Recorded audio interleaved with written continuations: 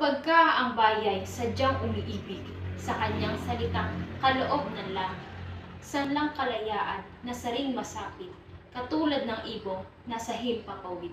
Pagkat ang salita'y isang kahatulan sa bayan, sa nayot, mga kaharian, at ang isang tao'y katulad kabagay ng alinmang likha noong kalayaan.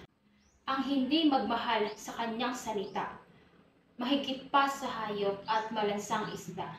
Kaya ang marapat pagyamanin isa na tulad sa inang tunay na pinagpala.